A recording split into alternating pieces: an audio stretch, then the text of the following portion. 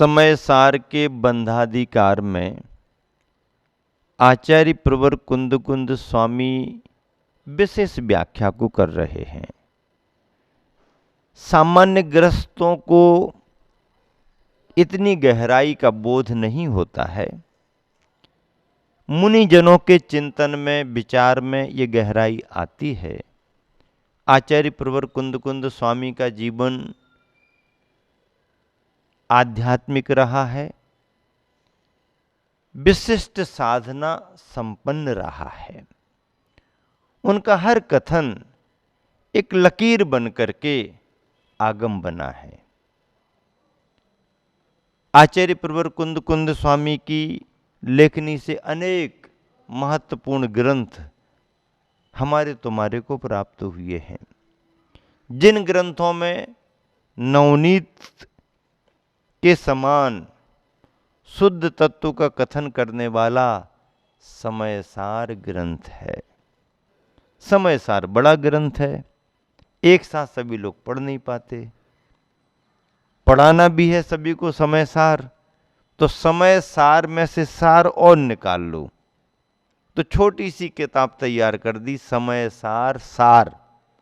समय सार तो वैसे ही समय का सार है, लेकिन उस समय सार में से और थोड़ा सा सार निकालो, ताकि जो बहुत व्यस्त रहते हैं, जो बहुत व्यस्त रहते हैं और अस्त व्यस्त रहते हैं, जो बहुत व्यस्त रहते हैं और अस्त व्यस्त रहते हैं, वह व्यवस्थित हो जाएं, इसलिए समय सार का सार उनको परोसा जा रहा है।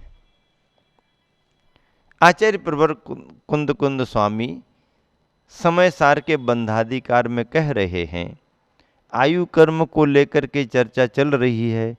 ज्ञानी और अज्ञानी का लक्षण बतलाया जा रहा है। आयु कर्म है तो जीव जीवित रहेगा, चाहे कोई भी अवस्था हो, और आयु कर्म क्षय हो गया तो जीव फिर उस अवस्था में नहीं रह सकता है, इसे मरण कहा गया।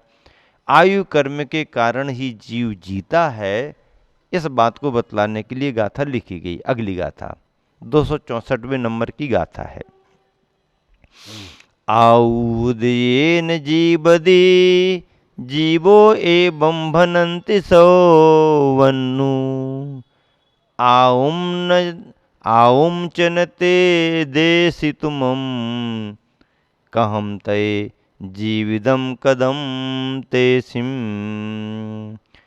आउ उदयेन जीवदी जीवो एवं भनन्ति सौवन्नु आउम च न देशितुमं आउम च न देशितुमं कहम तये जीविदम कदम तेषिम। एक एक शब्द का अर्थ पहले समझ लो।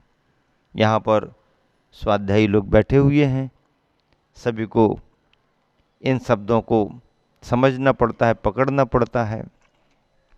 क्या कहा जा रहा?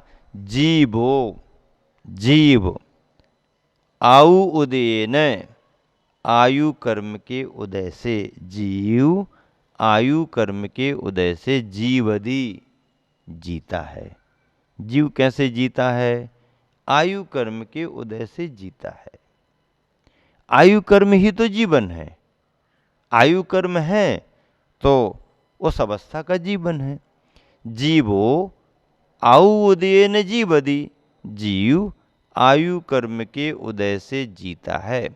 एवं यानी इस प्रकार सब्बन्नु भणंती सर्वज्ञ देव कहते हैं। कौन कहते हैं? हाँ, हम और आप नहीं कह रहे, सर्वज्ञ देव। सर्वज्ञ कौन कहलाते हैं? सर्वम जानातीति सर्वज्ञ। बताओ, आप भी स्वाध्याय करते हो सभी जन। सर्वज्ञ कौन कहलाते? जो सबको जानते। हाँ, सबको, एक को, दो को, तीन को, चार को, इकाई, दहाई, सैकड़ा, हजार, लाख, करोड़, संख्यात, असंख्यात, अनंत और अनंतानंत। क्या? जो सबको जानते हैं। हाँ, एक ही अवस्था को नहीं, अनंत, अनंतानंत। वो सर्वज्ञ है। सर्वम जानाती थी सर्वज्ञ है। लोक का कन कन और लोक का छन छन जिनके ज्ञान में झलकता है, स्पष्ट झलकता है, वो सर्वज्ञ हैं। कन कन भी झलक रहा है और छन छन भी झलक रहा है। त्रिकालवर्ती सभी पर्यायें, प्रत्येक द्रव्य की उनके गुण, उनकी पर्यायें स्पष्ट, हाथ पर रखे हुए आंवले की तरह। आंवले क्यों रखा? अमरूद रखते तो नहीं दिखता क्या? आंवले क्यों रखा? हस्तामलकवत, तो हस्त और आमलक ही क्यों कहा? हाथ पर आंवला रखेगा तो ही दिखेगा। कंचा रख दो, कोई भी वस्तु रख दो, नींबू रख दो, हाथ पर आंवला रखा है, उदाहरण है, हाथ पर नींबू रख दो, उदाहरण कोई भी रख लो, हाथ पर रखी हुई वस्तु के समान जैसे हाथ पर रखा स्पष्ट दिख रहा है। कोई भी सामान रख दो, पर हमारे लिए स्पष्ट दिखने में आंखों का सहारा है। आंखों का सहारा है, आंखों के माध्यम से हमें स्पष्ट दिख रहा है। ये आंखें आगे का देख सकती हैं, यदि पीछे कोई वस्तु रखी हो तो आंखें देख पाएंगी क्या? मुड़ करके देखना पड़ेगा। इसलिए हमारे देखने में भले दिख रहा है सामने सामने साक्षात, लेकिन परोक्ष ज्ञान है, क्योंकि आंखों का सहारा लिया। आंखें भी हों और उजाला ना हो तो दिखेगा क्या? नहीं दिख सकता। तो आंखों के साथ साथ उजाले का होना भी जरूरी है। तो इंद्रियां, चक्षु इंद्री का सहारा लिया, चक्षु इंद्री कारण बन रही, फिर प्रकाश का सहारा लिया, तब कहीं जाकर के हमें दिखा। हाथ पर रखा हुआ चाहे आंवला हो और चाहे नींबू हो, चाहे संतरा हो, चाहे सेव फल हो, चाहे बादाम हो, चाहे लवंग हो, चाहे काजू हो, चाहे किशमिश हो, कुछ भी रख लो, सब दिख जाएगा आंखों से। आंखें यदि अच्छी हों तो।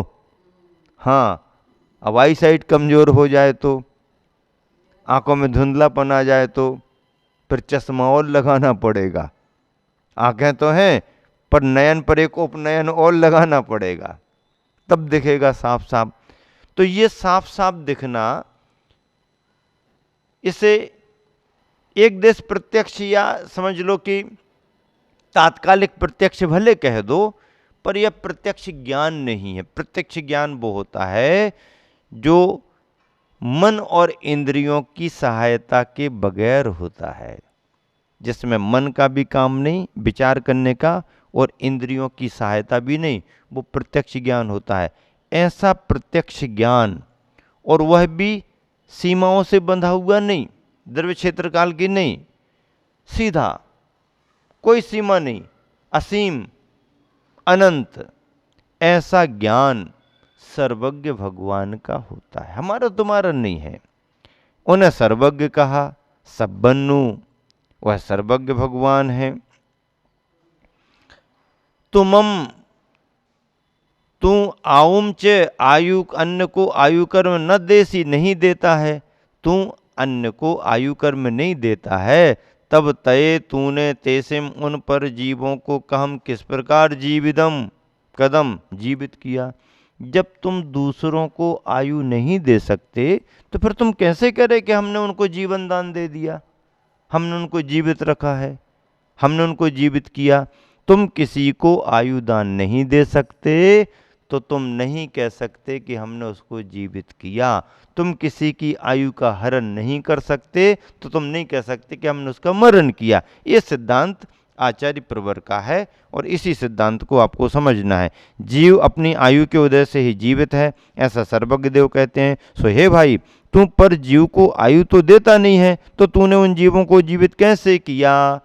आचार्य प्रवर ज्ञान सागर जी महाराज ने बहुत अच्छा लिखा है। यहाँ पर भावार्थ आपको समझना है, और भावार्थ आपने एक बार पढ़ लिया तो आपको पूरा का पूरा विषय क्लियर हो जाएगा। पहले पद्यानुवाद पढ़े देता हूँ। पद्यानुवाद है,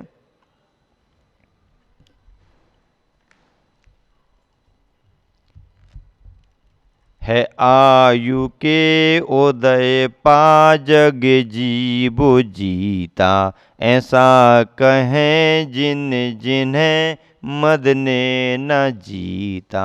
तू जीव में यद्यपि आयु न डाल देता, तू जीव में यद्यपि आयु न डाल देता, कैसा उसे तदपि जीवित पाल लेता। है आयु के उदय पर जग जीव जीता, आयु है तो जीव जी रहा। ऐसा कहें जिन जिनप सर्वज्ञ भगवान, जिन्हें मद ने न जीता, मद जिनके अधीन है, मदों ने जिनको नहीं जीता, ऐसे भगवान कहते। तू जीव में यद्यपि आयु न डाल देता, जब जीव को तुम आयु नहीं दे पाता है, कैसा उसे तदपि जीवित पाल लेता, फिर कैसे कह रहे कि हमने जीव को जीवित किया, जीव का पालन पोषण किया। ऐसा भाव इस गाथा में। इन तीनों गाथाओं का सारांश आचार्य प्रवर ज्ञान सागर जी महाराज जी ने बहुत अच्छा लिखा। इतना यदि कोई सारांश पढ़ लेगा तो कहीं भ्रम नहीं होगा, बल्कि व्याख्याएं स्पष्ट स्पष्ट समझ में आएंगी। उदय से आयु का उपभोग होना समुचित मरण है। उदय में आकर के आयु कर्म यदि छीन हो रहा तो वह उचित समुचित मरण, और उदीर्णा होना उपभोग से अकाल मरण कहलाता है। उदीर्णा होने लगी तो अकाल मरण। जैसे दीपक जल रहा तो आराम आराम से जले तो उसका सही समय पर जलना है, पूरे समय पर जलना। और यदि वो भभकने लगे तो तेल तो पूरा जलेगा, लेकिन जल्दी जल्दी जल्दी जल्दी जो दीपक घंटे भर जल सकता था उतने तेल में उतना तेल 2 मिनट में जल गया भभक करके। ये उदीर्णा कहलाती है, अकाल मरण है। परंतु आयु का उपभोग होकर उसकी समाप्ति होना ही चाहिए, तभी मरण होगा, अन्यथा नहीं। रही निमित्त की बात, निमित्त मिलने पर भी किसी की मृत्यु नहीं होती, तो किसी की साधारण निमित्त से भी मृत्यु हो जाती। निमित्त मिलने पर किसी का कितना भी निमित्त मिल जाए फिर भी बच जाता है, और किसी का सामान्य सा निमित्त बना मरण हो जाता है, और किसी के बिना निमित्त के भी हो जाती है। जैसे कि तलवार से मर्म की चोट लगने पर भी कोई नहीं मरता है, तो कोई साधारण चाकू या थोड़ा सा स्लिप हो गया, गिर गया, उससे भी मर जाता है। तथा मरने वाला बिना चोट खाए भी मर जाता है। अतः ऐसे अनियमित निमित्त को ज्ञानी महत्व नहीं देता है। अब शंका उठाई, तो फिर आपके कहने में हम कुछ भी करते रहें, भले ही आंख मीच कर चलें भी, तो भी कोई दोष नहीं। लो, अब ऐसी व्याख्या आपने की है, पर हम कुछ भी करते रहें, भले ही आंख बंद करके चलें, जीव मरते रहें, तो भी हमें कोई दोष नहीं लगे, क्योंकि सब आयु कर्म से होता है। उत्तर, हे भाई, कुछ भी क्यों करते रहें? करना तो अज्ञान भाव है, बंद करने वाला है। इसके स्थान पर यूं कहो कि कुछ भी नहीं करें, कुछ भी नहीं करें। निर्विकल्प समाधि में लगकर आत्म तल्लीन होकर नवीन बंध ना होने से, अब ध्यान में बैठ जाओ, कुछ भी क्यों करें, आंख बंद करके चलो, जीवों को दबा करके, ऐसा क्यों सोचते? नहीं, सामायिक में बैठो ना, ऐसा सोचो। तो आत्म तल्लीन होकर नवीन बंध ना होने से ज्ञानी कहलाने के अधिकारी बने रहें। उस अवस्था में चाहे कुछ भी हो, हमारा उसमें क्या चारा है? हम ध्यान में बैठ गए, कोई जीव आकर के टकरा के मर भी जाए, हमें क्या लेना देना? तो यदि कोई मरता है तो अपने आयु की समाप्ति पर, और कोई जीवित है तो अपने आयु के बल पर, क्योंकि हमारा तो उधर उपयोग ही नहीं है। हमारा तो उधर उपयोग ही नहीं है, हम तो अपने में लीन हैं, हम तो अपने में लीन हैं। चल रहे हो तो फिर देख करके चलना पड़ेगा। नहीं लिखा तो है कोई किसी से कुछ नहीं होता है, आयु कर्म के क्षय से मरता है, तो हम आंख बंद करके चले रहें, चलते नहीं, फिर गलत हो जाएगा। आयु कर्म के क्षय से तो मरता है, लेकिन तुम उसके आयु कर्म की उदीर्णा में तो निमित्त बन गए। इसलिए आंख बंद करके चलने का धर्म नहीं है, आंख खोल करके चलो। तो आंख खोल करके चलेंगे तो हम जीव को बचा सकते हैं क्या? आचार्य महाराज तो कह रहे हम जीव को बचा भी नहीं सकते, जब हरण नहीं कर सकते आयु का तो बचा भी कैसे सकते हैं। तो आँख खोल करके कितना ही जीवों को देख करके चलो, क्या होगा, उससे क्या फर्क पड़ता है, हम थोड़ी बचा सकते किसी को। नहीं, ऐसा नहीं है। आँख खोल करके चलने से तुम उसके उदीरना के निमित्त तो नहीं बन पाओगे, उससे बच जाओगे। हाँ, तो इसमें भी कर्म का बंध होता है शुभ रूप में। इसलिए आचार्य महाराज कहते ना फिर आंख बंद करके चलो ना आंख खोल करके चलो, आप तो ध्यान में बैठ जाओ। इसके स्थान पर यूं कहो कि कुछ भी नहीं कर, निर्विकल्प समाधि में लगकर आत्मतल्य नवीन बंध न होने से ज्ञानी कहलाने अधिकारी बने रहे। उस अवस्था में चाहे कुछ भी हो, हमारा उसमें क्या चारा है, हमारा उसमें क्या लेन देन है। यदि कोई मारता है तो अपनी आयु की समाप्ति पर, यदि कोई मरता है तो अपने आयु कर्म की समाप्ति, और कोई जीवित है तो अपने आयु के बल पर, क्योंकि हमारा तो उधर उपयोग ही नहीं। परंतु समाधि से च्युत होने पर, यानी ध्यान से बाहर आने पर यदि वहाँ विकल्प आवे तो उसे मारने का विकल्प न करके बचाने का विकल्प करना चाहिए। जैसा कि बाली मुनि ने संपूर्ण कैलाश पर्वत को बचा दिया, विष्णु कुमार मुनि ने 700 मुनियों की रक्षा की, तो ऐसा बचाने का भाव आना चाहिए ताकि कर्म बंध भी हो तो वह शुभ हो, कर्म बंध भी हो तो वह शुभ हो। अनंत संसार के कारणभूत अशुभ कर्म के बंध से बच सकें, यह आचार्यों का भाव रहा है।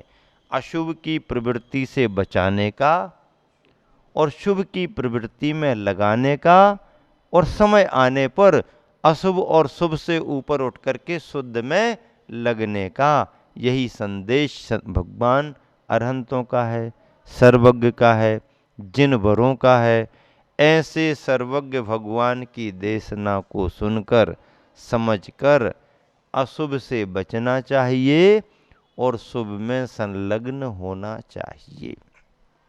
क्योंकि अशुभ प्रवृत्ति, हिंसा आदि आदि रूप 5 पापों के रूप, पंच पाप रूप अशुभ प्रवृत्ति संसार का कारण होती है। और इस अशुभ प्रवृत्ति से बच करके शुभ में लगना, दान पूजा में लगना, जीवों की दया का पालन करना, दया धर्म करुणा धर्म का पालन करना, इससे अशुभ से बचते हैं, पाप से बचते हैं, पुण्य का अर्जन होता है। और साथ ही साथ पुण्य का अर्जन करते करते एक दिन पाप और पुण्य दोनों से ऊपर उठकर शुद्धोपयोग को पा करके केवल ज्ञान पाके मोक्ष चले जाते हैं। यही धर्म है महावीर भगवान।